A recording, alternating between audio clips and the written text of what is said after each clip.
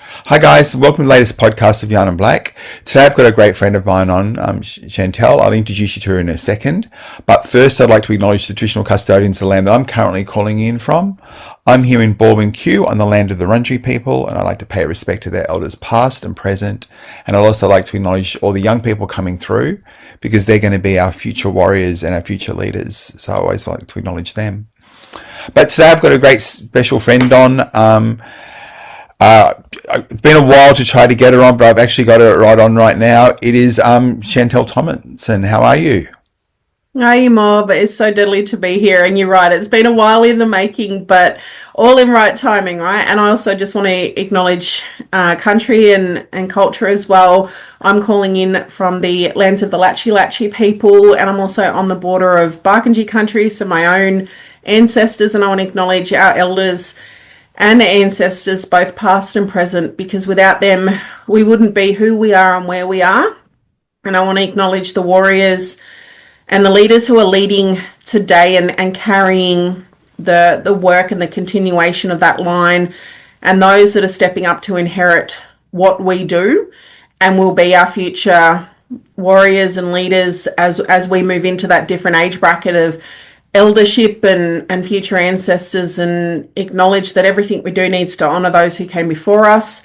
It needs to strengthen those who stand with us, and it needs to resource those who will inherit our work. Yeah, I agree. Great. So for people that don't know you, who are you? Where you're from? My name is Shantelle Thompson, and I'm a proud Barkandji woman. I also have cultural heritage ties to Irish, Scottish, Chinese, and Sri Lankan and English, but I have always been grounded and led, and I live and lead my life through the protocols, principles, and practices of being a First Nations woman. And outside of being a First Nations woman, being a mother and an auntie, the roles that kind of guide everything else that I do. And I'm known in my community as the Barkindji Warrior and bringing the warrior heart to the world. So I'm a fair-skinned Aboriginal woman who grew up in regional New South Wales, and from a very young age I was able to hear the voice of my ancestors, and always had this idea, not consciously, that what was happening around me wasn't always meant to be my forever. So I had this kind of contradicting experience of going, my internal narrative was telling me this, but my external narrative between the adversity and the trauma that I faced, but also this kind of grounding knowledge that this wasn't the birthplace of my story. And I think that there's so many instances that as a woman, as a First Nations woman, as a mother, as someone who is called and chosen to lead through my lived experience, that people are more comfortable with our trauma narrative, or they're more comfortable with our story being seeded from our trauma and our adversity, rather than going, those are things that I experienced, but they weren't necessarily the birthplace of my story and everything. So I've done a lot of things with my life, and I'm 42, and I've won 3 world titles in Jiu-Jitsu. I'm a black belt in Jiu-Jitsu, a sport that I started, a martial arts that I started for therapy and connection. Yep. I've got 5 beautiful children ranging in ages of 19 down to 4, Anish, and to many more. And I'm the founder and custodian of the Kilana Foundation and now the Warrior Heart, both movements and dreaming that I'm bringing into the world. Yeah. Wow. And I know you're such an amazing person. You got an AOM as well for some of the work that you did. I'll get to that one in a second, but tell us, just going back in time, where'd you go to school? So I grew up out of Dareton, New South Wales, which is on Barkindji country. So I'm actually living across the river from where I grew up. And I went to the Dareton Primary School and the Kumiala High School. And the Dareton Primary School did more to nurture me than the high school did. High school was a challenging experience for me. The education system didn't serve and didn't meet me where I was in my development, my I guess the age of life, but also the aspirations that I had for something bigger. The primary school kind of carried me through a lot of those earlier developmental experiences where mum and dad did the best they could, but they were products of their own dysfunction. And they, like my parents were, I think, 20 22 when they had me, 22 and 25. And I guess by the time they were 25 or whatever it was, whatever the age was, by the time my parents got to a certain age, my mother had already buried 3 children. My dad buried 2 children. They had 6 children together in total. Yeah.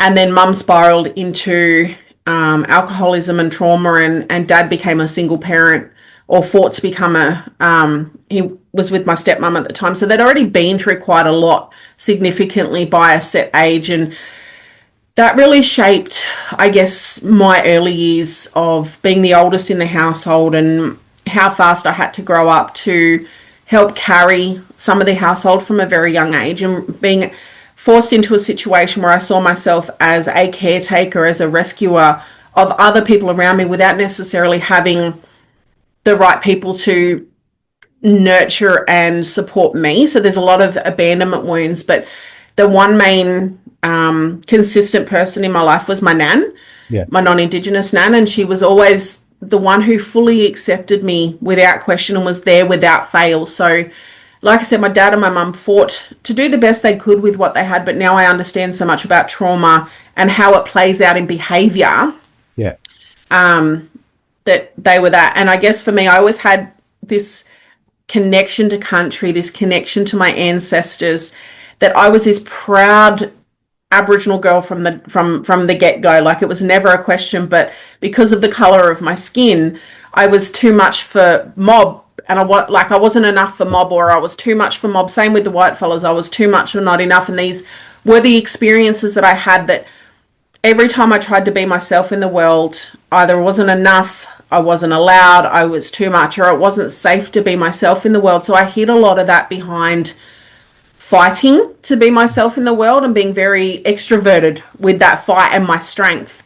So yeah, school and a lot of it shaped me and defined me, but it also didn't serve me in those early years. So it's taken me a long time to be able to get a handle on those experiences, shift the narrative, but also get a handle on the power and the skills I've always had, but haven't always been able to harness. Yeah.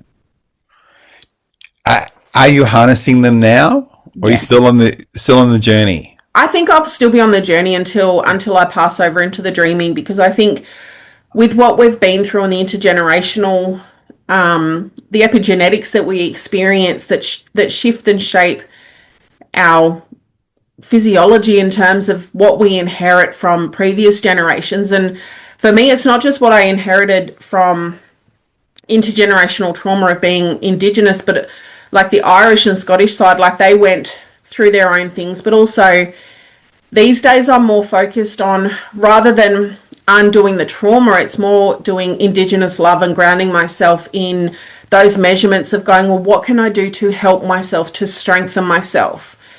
And I have done amazing with what I have. Like, I should not be the woman that I'm sitting here. Got awards and accolades and degrees and everything, but a lot of that was in response to being a high performing trauma functioning person. In that, like, winning world titles is playtime for me. That's my therapy in comparison to healing intergenerational trauma, to be able to be a mother that can show up for her children as a safe and regulated, like a self-regulated mother, not operating from a nervous system that is dysregulated and heightened and everything else. And I haven't always had that language or that knowledge, but from a very young age, I think I was like 15 when I made the declaration to the ancestors and the world that I wanted to do what I could to change the world. And I knew that I had to start with me, that I had to be the example that I wanted for my children. And that meant I didn't want my children to become collateral damage to my dysfunction, to my trauma. So from a very young age, I kind of already understood and took the responsibility to do what I could to heal myself. Yeah. But now at 40, that looks very different. In my 20s and my 30s, I was very much about, in my teens, I was helping raise my siblings. In my 20s, I was raising my children. In my 30s, I was trying to get degrees and start businesses to try to support our family.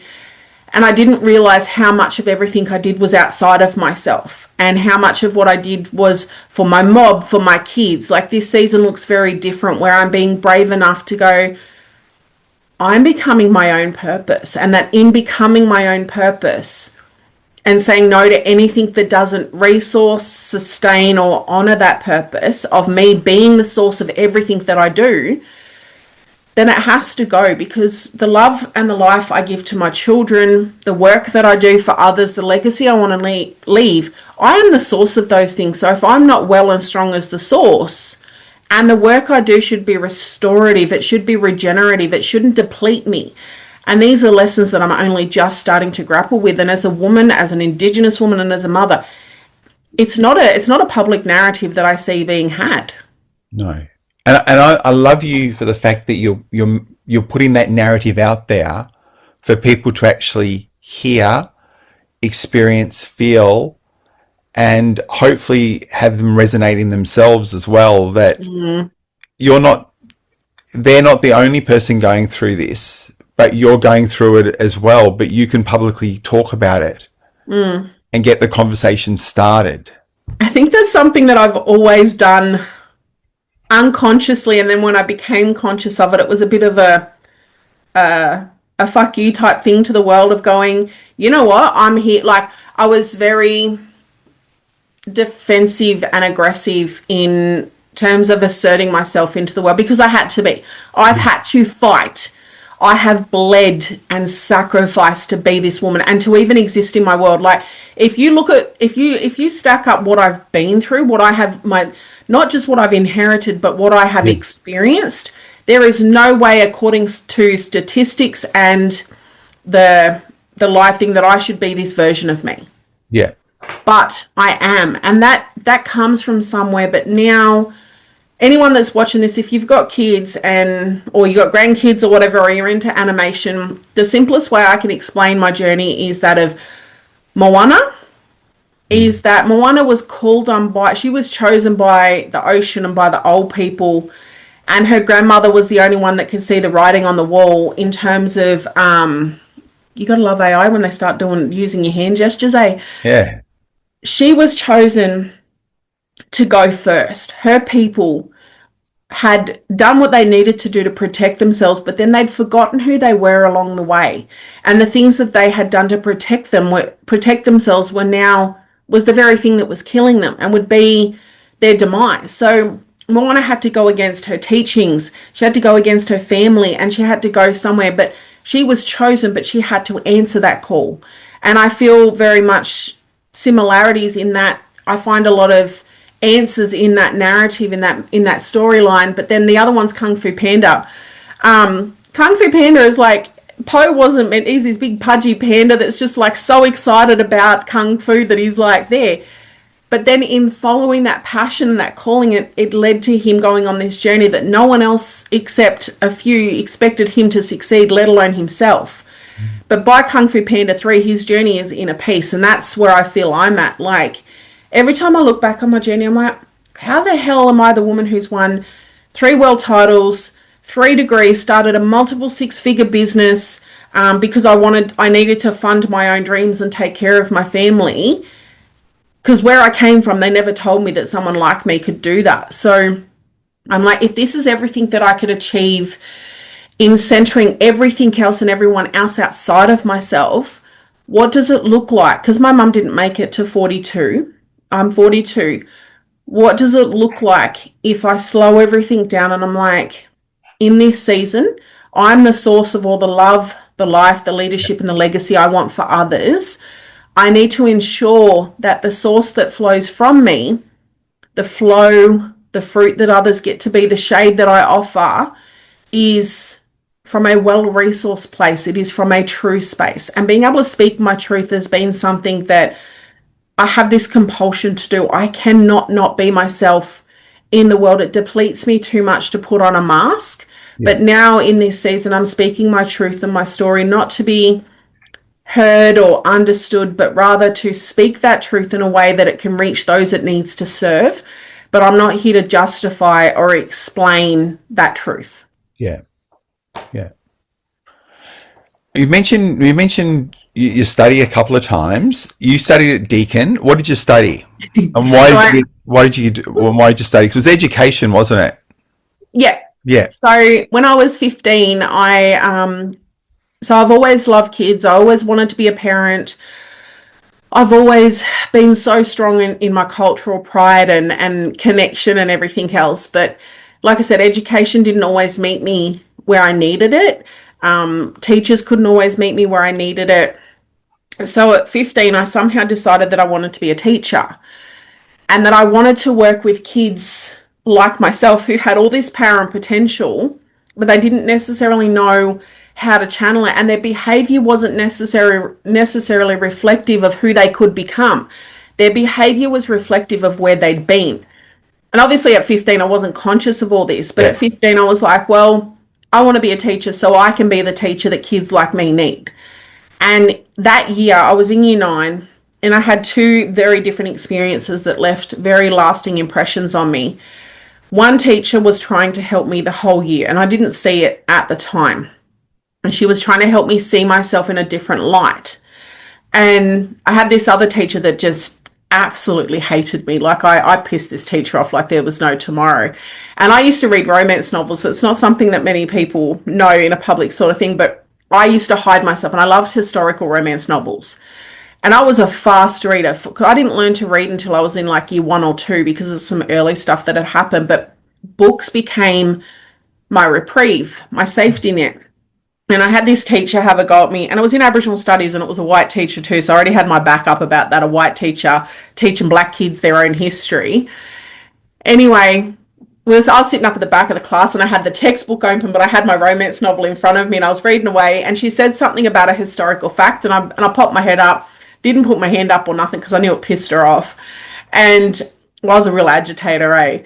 And she put her hand up, and I said something, and I said, oh, your dates are wrong. And we didn't have Google or anything back then at that point. She said, what would you know? You've always got your head stuck in them books. And I said, well, if you knew anything, I said, you know that the writers actually base their stories, they weave their stories around actual timelines and factual dates. And she went and had a look, and I made a real ass of her. But I was constantly fighting to be myself. I was constantly fighting to be, and all I wanted in my heart of hearts was to be enough to be loved and to belong for who Shantelle was in her heart. But because I wasn't accepted and I wasn't safe, or I wasn't allowed to be myself, instead of shrinking in myself, in those situations, I'd be more overtly myself. I'd be more combative in that assertion of my self-determination and my sovereignty, I think. And she said to me during one of these incidents that I was more likely to end up dead or pregnant than I was to finish school because statistics were against me, and that my brothers were more likely to end up perpetrators of family violence and stuff like that. And, well, I lost my shit, didn't I? And basically told her to go thing herself. But then I think about a week or 2 later, because that was still ringing in my ears and kind of driving my behaviour, the other teacher that had been trying to help me, she pulled me aside and she said, Shantelle, your head's stuck so far up your own ass that you're a cause of a lot of your own things. You have all this power and potential, but you're focusing on the wrong things. And basically told her to go bugger off too. Yeah. And it wasn't until I was pregnant with my oldest at 22 that piece of wisdom that she'd planted in me as a seed took root. Yeah. And I didn't want my life or my kids to be at a consequence because of the actions that I was choosing, the story that I was, and the energy that I was showing up with. So that led to me wanting to study education at 19 when I finished school, and I had failed year 12. Yeah. So in year 11, I looked around my environment and I was like, I'm never going to be allowed to grow in this environment. So I had the courage at 17 to leave the school that I was at and move into Mildura, which had a bigger high school. There was over, I think, like 700 or 800 students at the time in just year 11 and 12. Yeah. And everyone by that point had already made their friends and everything. But I went there in 2001, to finish high school.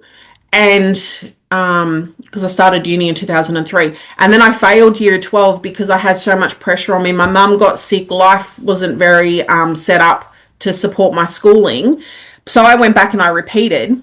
And in that repeating, I didn't get the score that I needed, but someone had told me about the Institute of Career Education at Deakin University. And that suited me because I was like, well, I can study uni and I can still be at home because I didn't want to leave. So I applied and I got accepted into a Bachelor of Arts and Education because I wanted to work in a high school. Yeah. And it took me 10 years to finish my degree. I started in 2003 as this energetic, sort of like single-minded 19-year-old that wanted to change the world. And I graduated 10 years later at 29 as a mother of 3 with a very different perspective and experience on the role that my degree in education would play in how I did my work. Yeah. And during your Bachelor of Education and Arts, was there any Aboriginal studies taught in any of those core subjects that you had to do? Yeah, there was, and I mean, it was an Aboriginal institute, so it was a lot easier that a lot of the teachings were framed from those perspectives or influenced from those perspectives. But some of it was real Gamine. Some of the university textbooks that were up, I got real up in arms about it. I was like, what is this bullshit? Like 2 pages in one of the sociology things. And I took it upon myself to go to the dean of, I think it was sociology or something. And I'm like, what is this? I said, these articles that are in here that are teaching white fellas how to work with our mob are written by white fellas. I said, you got how many mob that are academics and everything? So I was always kind of that agitator, that one to not be frightened to speak truth, but also to want better and demand better and go, this baseline isn't enough. Like, this is the bare minimum and we're not even doing that right. Yeah. Yeah. But things like literature and stuff, like we had really good teachers and professors that were really committed to ensuring that Indigenous voices were heard and that Indigenous thinking and history and stuff was the foundations of what we learnt. Yeah. What did you enjoy most about studying at uni? I guess it was different to high school because, one, it was more self-determined. Like, if you failed, it was on you. Like, there were people there to support you to succeed, but at the end of the day, you had to carry the consequences of your own choices. But it was more, particularly at Ike, what I loved about Ike was that it wasn't this stereotypical 17 to 20-year-olds kind of all being together. It was mob of all ages. Like, when I first started, there was one auntie that was 70 studying for the first time. And by the time I finished my degree, I'd met one old girl who was like 80 or something when she started studying because she wanted to prove her grandkid wrong. Yeah. She's like, well, if I do this, then you have to do it with me type thing. So it opened up my world to mob from all over the country. It opened up my perspective to my own intelligence and what I was capable of. But it also laid that foundation that this is on me. The responsibility of what comes next is on me. Yeah. I have a question. What got you into jiu-jitsu? Well, as I said, I grew up fighting, so my story is not the one of the woman who needed to learn self-defense or who was scared or bullied and looked for something to to protect or defend herself. I grew up fighting, so I think my first proper fist fight was like when I was 6 or 7 with one of the other Koori kids who called me white or something like that, and I was like, I'll fucking show you white. Yeah. And so I grew up fighting, but by the time I was 18, 19, it was becoming self-destructive. Like, I was the one instigating it, or the power that I felt from it was becoming something that I sought out. And I had a female, an older female that was in my life at the time. I was actually working security at a nightclub. And I got into a fight with a guy and I hurt him. And I was enjoying protecting other women, even when I wasn't asked or invited to do that role of protector. And this older lady come up to me and she said, look, you're going to end up hurting someone or getting hurt yourself. Like, this isn't good. You should go check out this local martial arts gym that does like MMA and jiu-jitsu. I didn't know what jiu-jitsu was, but MMA had just started to make its rise onto the scene. And that was probably, I think, 2003. Yeah. When 2003 through 2004, and so I go to this local gym, and it's just a high school gym, and I rock up, and there's these mats laid on the ground, and there's these men rolling around on the ground. Like, I was like, this is what it looks like on the weekend when they're brawling, and this is what I already do. So what is this? But the guy that I had a crush on at the time was there as well, so I kind of like perked up my interest. But then he ended up being the father of my kids, and we ended up having a 20-year relationship together. So we grew through jiu-jitsu, and it became the cornerstone of our family alongside culture. Is that jiu-jitsu drew me in because I needed to learn self-control. I needed an environment where I could channel my strength and my power. And it wasn't necessarily combat sports that spoke to me, because a lot of martial arts has been turned into combat sports. Yeah. It was the martial arts side of things. It was that cultural sort of warrior, even though at the time, again, I didn't have the language of the samurai, of discipline, of honor, of respect, of hard work. That kind of spoke to me. And jiu-jitsu's had different iterations. It's had different chapters. So I've been doing it for over 20 years, and I'm still going right now. But those first few years was about, I want to be an MMA fighter. I want to learn to fight and channel my skills. Then I had my first daughter at 22. So it shifted to just a hobby. And then, and I let go of my dreams of being an MMA fighter and everything. And then at 25, I had my twins, and I developed postpartum depression that turned into postpartum psychosis. And I had an incident where I became so sick, and I had this incident where I was in a dissociative state. I was in that state where I actually started to hurt my daughter. I acted on the images that I had in my head. And the kid's dad at the time came home, and I don't know, if he hadn't have come home, I probably would have hurt my daughter. I was one of those women that was so sick I could have ended up killing myself and my kids. Yeah. And so I left, and if you want to know more about that story, people can just Google me. There's more of that out there in the media and stuff. I've told that story before. Yeah. But that incident woke up that promise. It was almost like that promise that I'd made to myself to not be the person who was hurting my own kids. Woke up that activation, and that's when I tried to go for medical help. They threatened to take my kids and hospitalize me because of what I'd shared with them. And it was actually my kid's dad who said, well, why don't you go back to training and see if that helps, because I was against medication and things like that, because my family had a history of addiction. So I started training, and 6 months into training, I started to find myself again. I started to heal. So I'm very much body-led. And as I started to heal through the body, it gave me space and perspective to start to heal the depression and the psychosis and everything. And I started to get a handle on myself. And then 6 months in, coach was like, oh, we're going to go do a competition. We're going to do the South Australian state titles. Who wants to come? And I was like, well, I know how to fight out there. Do I know how to channel it in a controlled environment? So I competed for the first time in 2011. And I just found myself, the mats were where it was like connecting to country. The mats, the noise falls away, and it's just me and the other person, and it's just the purpose that I'm there to do, and I can hear myself. And from that first competition started my journey to becoming a world champion. It started the journey of me becoming an athlete and understanding what being an athlete meant about discipline and focus and a different relationship with food and training. But that also challenged everyone in my life around what a black woman and a black mother was allowed to do with her time. It was like, well, I had to find babysitters for my kids. I was training twice a day, 6 days a week. I was working, I was studying, because I was still studying my degree at that time as well. And people were like, who do you think you are doing these things? Like, when people like us aren't supposed to be doing those things. Because I wasn't some 15-year-old finding my talent. I was a mum of three in my mid-20s finding my way through, and I was in my 30s as a mother of three, starting a business and studying when I became a world champion. So my pathway has looked very different to other people's, but the core of why I'm still doing jiu-jitsu 20 plus years later is because it grounds me. It centers me. It helps me find myself in the noise of things, and then that allows that teaching and other things I can be grounded in who I am, and I can walk through the world as I am. Yeah. Now, you've also got an RAM as well. So how did that come about? And what was it like to receive it?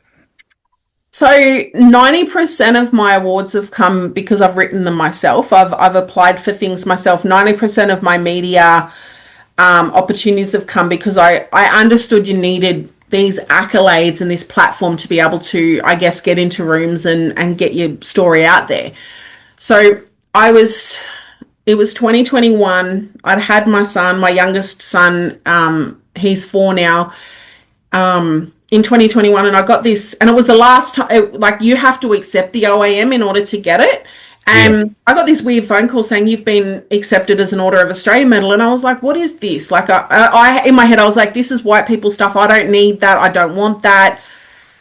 But then I talked to a few people, and I got growled at by some of the elders, some of my elders, who said, who do you think you are to be turning down things like that? Because, like, that speaks to other people. That opens up doors. But then I also had someone tell me actually what goes into receiving an OAM, like the amount of work that that the person who's nominating has to do. And they're like, Shan, you, like, that's disrespectful, but also you're being acknowledged for the work that you do, and that helps other people understand the depth of the work. And you're very young for someone. A lot of people don't get recognized for their work until much longer.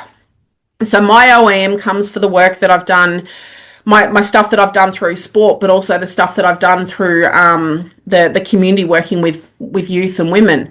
So it was an interesting thing for me to have to humble myself and check my own ego and my own perspective on what this would mean versus what it meant to other people and whatnot. So I took my twins with me, and we got to go to Governor House and all that, have that experience. And I wore my culture very strongly and proudly, like I wore a kangaroo skin and things like that. So it was a journey in accepting the responsibility of having a role bigger than the one I had in my head.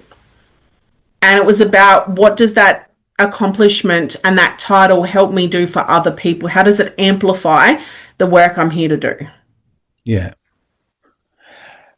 Because it's pretty amazing, because you would have, how old were you when you got that? 30? In 20, I was 37. 37, yes. Yeah. Yeah, because most people don't get it until their 40s or 50s. Yeah. So and that was the other thing. That's why I was told to humble my ass down and just take what I was given and be grateful for it. Yeah. Now, you've always been around, you've always wanted to empower young women, and you've done some really great work in that space. Tell us a little bit about the foundation that you set up initially. So Killalana Foundation. So Killalana in Barkindji means growing. Like, before it even had a name, I've been doing this work my whole life. Like, I can trace back the first time. Actually, I was talking to a woman yesterday. So this has probably been the hardest Christmas financially and physically in over 10 years. As someone who has run a business that has funded her whole family, her international career, like, it's been very humbling to be in a situation where I'm so financially insecure. It's put me at risk of housing insecurity and food insecurity. And I had someone break into my car and steal a bag of Christmas presents and a computer. And I put it up on the local community page to warn other people, hey, this has happened, make sure your car's locked. And I'd also been looking for a secondhand bike for my son. And a friend reached out and she said, nah, I'll buy your son a present and you can pretend that it's from you and Santa Claus. And I'm mature enough now these days that I was like, you know what, I will take that in reciprocity, because I know that down the track I'll be able to pay it forward. Anyway, I was standing there, and we grew up together. We're cousins through my mum's side of the family. And she said, and I've had a lot of trouble with my identity and my work, even up to this date in the community where I'm at now. And she said, Shantelle, you've been doing this since we were kids. She goes, I remember when you looked out for me. She goes, what you're doing now is just, it's who you've always been. And it kind of took me back to that. And it was like, yeah, I have. Like, I've been doing this from day one, from looking after my younger siblings. But then how it first started, so I moved to Melbourne in 2012 to pursue this dream of becoming a world champion. So in 2012, we moved in 2013. In 2012, we competed in 20 competitions across Australia, me and my partner. And we did jiu-jitsu together. So we became black belts, all that sort of stuff. And I got home from the competition, and we'd been away from the kids a lot that year and stuff, and it was kind of like we were getting pushback from family and all this sort of other stuff. And I was looking around, and where we lived, we turned our garage into a gym so we could train. Every Wednesday, we had it open to whoever wanted to come. By the time we left Mildura to go to Melbourne to pursue the dream of becoming a world champion, we had 20 people on rotation every week coming to do these workouts, asking us about health stuff. And I started to understand the ripple effect and the influence that we had simply by doing things that we were doing for ourselves. We were able to educate our family and our communities around different ways to be healthy, the power of moving the body, not for performance or world titles. That was my thing. I didn't seek to be a world champion because of what it would, like the title, but it was like the experience of the things that I got to do. I mean, I was a mum in my 20s with 3 kids studying university, but I also got to see parts of Australia I never would have because I was competing. So moving to Melbourne, I was like, hold on, I want to maintain my connection to my community. I didn't want my kids to be disconnected because my kids are Tongan and Aboriginal. So I said to George, I was like, okay, every school holidays we're coming home so the kids can spend a week here, but also I want to run youth programs. Yeah. And we did kids, we did boys, and we did girls, and it was about role modeling, food, and using jiu-jitsu as a vehicle to engage in yarning and role modeling and community to try and get these kids to see that their power and potential was bigger than their circumstances, particularly for the kids that might not have family members that were doing so well within themselves. So it was about challenging them around what was possible for them, but it was a responsibility for them to help themselves. So Kilana means growing, and I did that for the first 5 years. 2020, I moved home due to COVID, and I thought, you know what, I've retired from jiu-jitsu. Life is going to look very different. We don't know where this is going to take us. So I took on a job as a career education support officer as a KESO and a short-term contract. And I became really frustrated at the lack of, all of our services were geared towards crisis and case management. Yeah. There was no kind of services that were based around strength-based. And even the word prevention was pissing me off. I'm like, prevention of what? Yeah. Like, where are the spaces for our kids to just be young people where they get to hang out, they get to learn culture? There's not a criteria before they're even allowed to walk through the door. And what really sealed the deal for me, I tried to get a young boy support. He came to me and he said, Anishan, I do these stupid things. I don't want to do them anymore, but I don't know how to stop them. And I know my mental health is spiraling. So this kid wanted to help himself, but he didn't know how. Yeah. And when we tried to get him support, because he wasn't in crisis, he wasn't in youth justice or out of home care, and he wasn't suicidal yet. Yeah. All the services were already full, or he didn't fit the criteria for the other ones. And the fact that some of the criteria was that they had to be, it had to be personal choice, like they had to be active. I'm like, these are fucking kids. Like, they struggle, and like, it should be our job to go, right, I'm going to chase you for 10 times before I say, okay, you know what, you don't want to do this, I'll be here when you're ready to do it. But we're putting the onus on kids and people that are already struggling to have the agency and the self-awareness to be able to speak up when they need help. So I went back, I was 4 months and everything I have ever done or achieved or experienced has come from my own experience of coming up against a situation and going, this is missing, this is not right. Or the ancestors have guided me and said, well, you need to be the one to do this. So for me, there's a difference between a purpose is your life's work, a calling is something that you are activated to do something in the world that only you can do. Yeah. And they said, you need to start this as a thing. And that's how my world championship journey began, because I was sitting at home and I was questioning everything. And I was like, well, what next? Like, all these things. And they're like, you want to become a world champion? I laughed at myself and I laughed at the ancestors. I'm like, who, me? Like, do you look at my life right now? Like, I'm in my 20s. I'm a mum of 3. I live in Mildura. I'm a black woman. Like, I've never traveled internationally. And you want me to try and be a world champion? Yeah. And guess what happened? Because I said yes. I moved to Melbourne with no belief that I could do it. I had told members of my family, they laughed at me. And then that's what pissed me off. I was like, yeah, well, let's fuck around and find out type thing. We uprooted our babies and moved to Melbourne. And we started training elite training that we'd never done before. We got jobs that could support our aspirations. And we learned how to be athletes while being parents in the city. And off of the back of that, I've won 3 world titles. I was on the Australian wrestling team and tried out for the Rio Olympics. I went all the way to Africa to compete for a spot on the Australian Olympic wrestling team for the 2016 Rio Olympics when I was in my 30s. Yeah. Managing a mental illness, and I had a business that was responsible for supporting my family, and supporting my international career because I didn't have sponsors or anything. Like little bits and scholarships would come in here and there that would alleviate it, but it was things that I still had to look for and work for. So Kilalana was born out of this calling, this mandate to create something that didn't exist, but it was also not in competition with anything. It was like, this is not prevention, this isn't case management or any of that sort of stuff. And I put a flyer out, and I was 4 months pregnant with my son, and I said, I've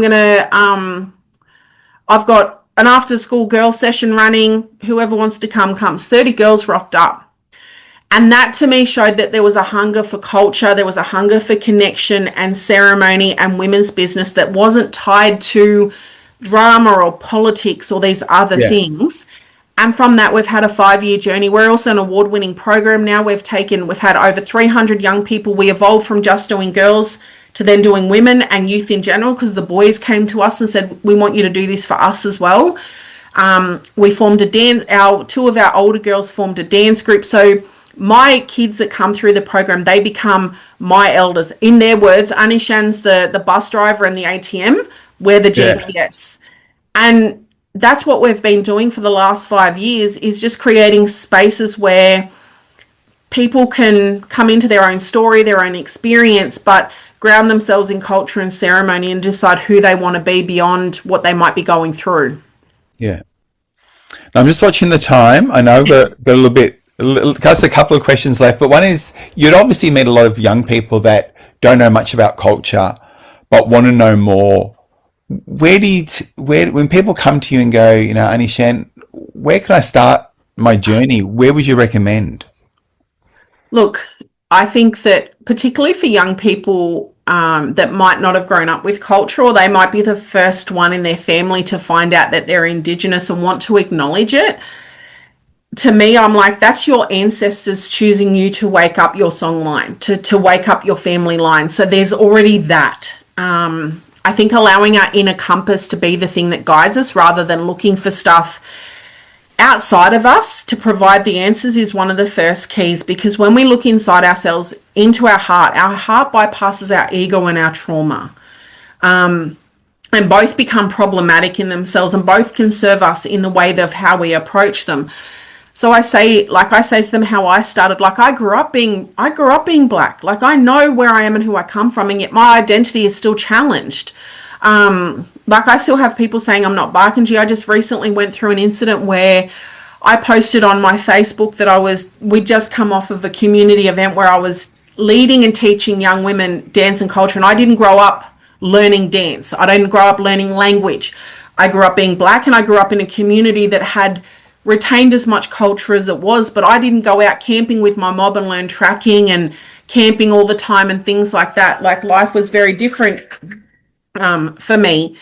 So I've had to reclaim a lot of my culture. I've had to build my knowledge bank as I go, and I've now understand I've had to re-indigenize myself over time and be okay with going, this is what I know, and sometimes I'm led more by instinct and spirit. So with young people, when they come to me, I'm like, look for people who can teach you, but also be okay with learning it off of the internet. Like, there are so many generous mob out there, and I've spoken this to a few people who are educators in this space. Like, they do cultural awareness and education for white fellas or non-Indigenous people, and some of the stuff they've put out there, I said, there's mob who don't know this as well, because we didn't grow up with it. So one, you've got to be okay being Black enough for yourself, because it's going to hurt you, because mob are going to challenge you and non-Indigenous people are going to challenge you. So one, you need to build a connection to that calling that you had inside of yourself that says, I'm Black and I'm proud. You need to nurture that first and foremost, so that when the world throws things at you, it can hurt, but it doesn't tear you away from your roots. Two, be okay with finding the information where it comes to you.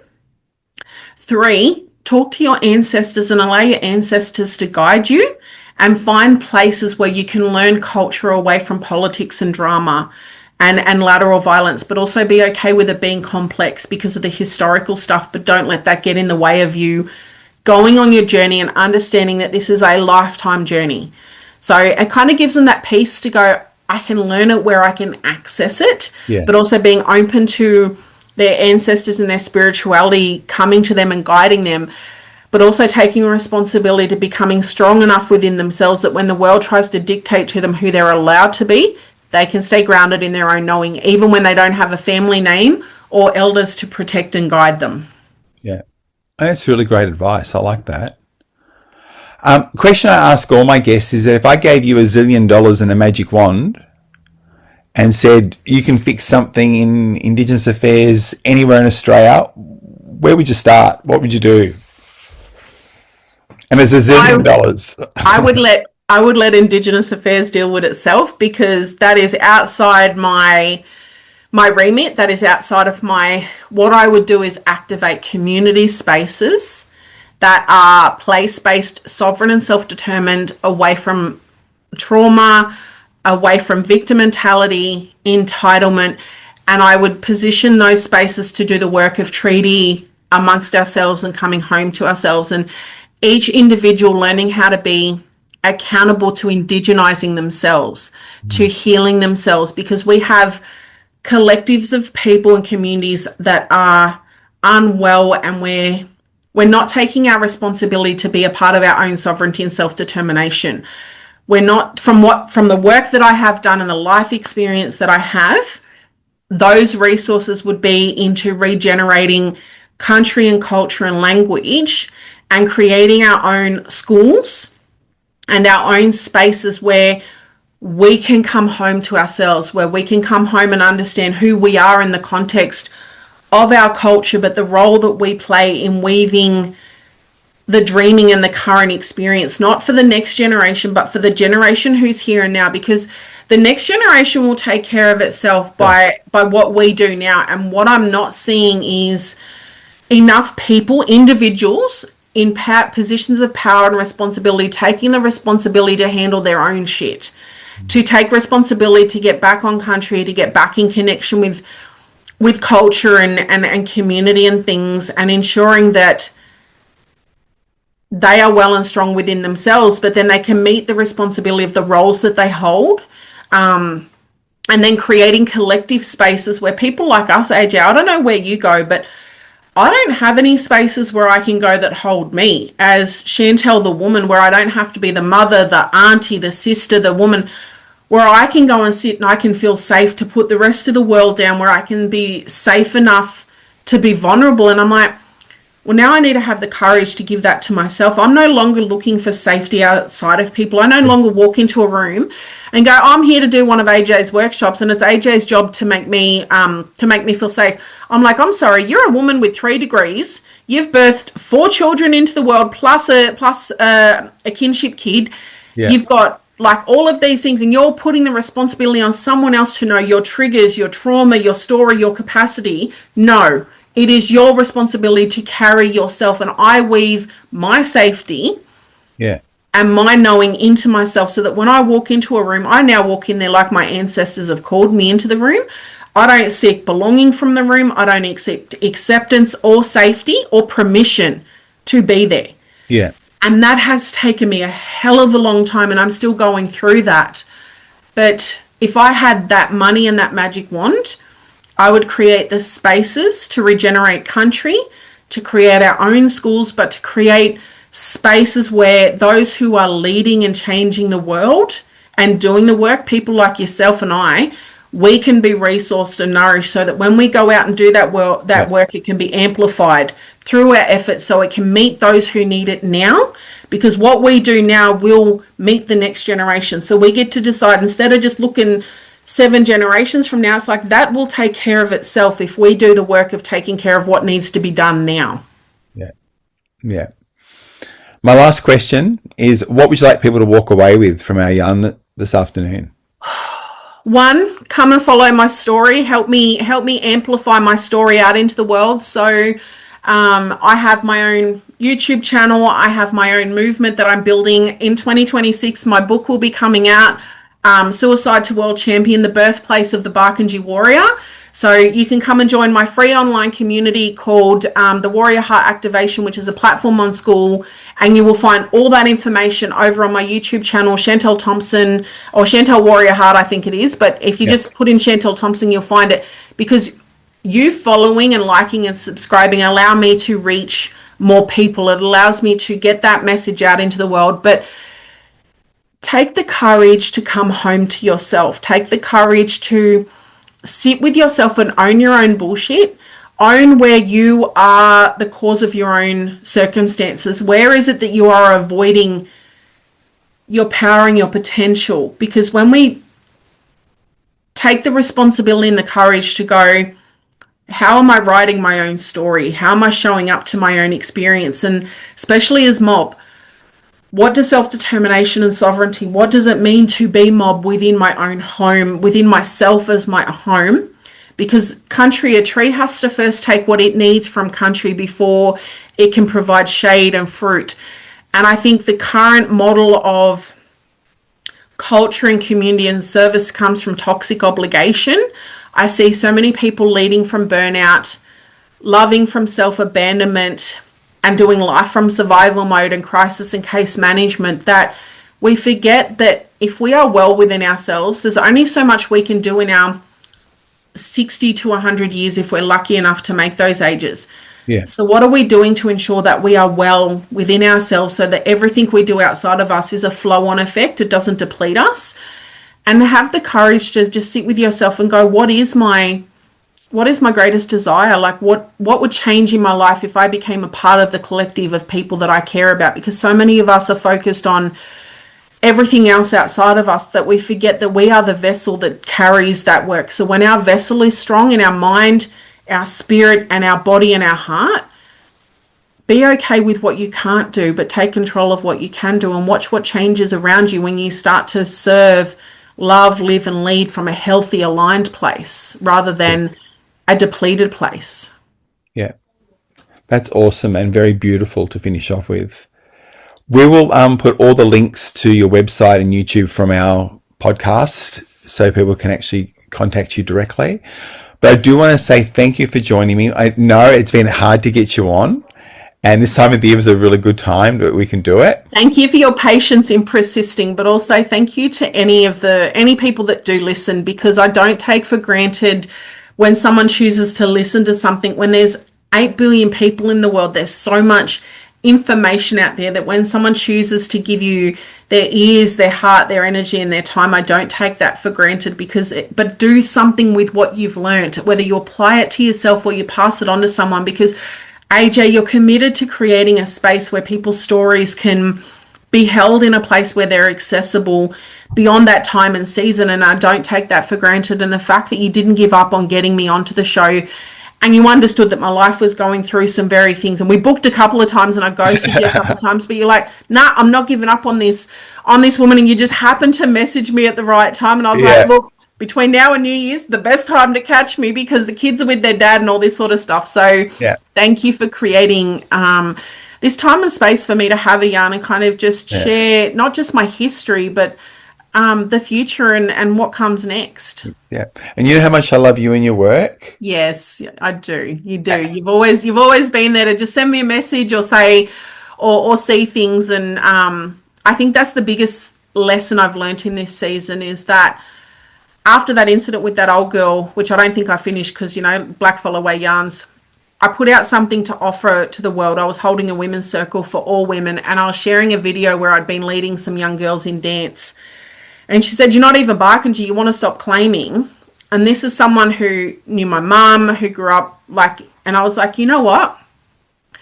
I'm done with this. And I made a declaration to the world. I wrote this really staunch line in the sand, but it was for me to go, I'm no longer giving someone else the authority or waiting for your co-signing to be myself in the world and to do what the ancestors have already chosen and given me all the authority and permission that I need. Because a lot of people, regardless of what they're doing, if you really got to sit with them and peel back the layers, most of us are still sitting in some sort of trauma or dysfunction that's just not publicly out there.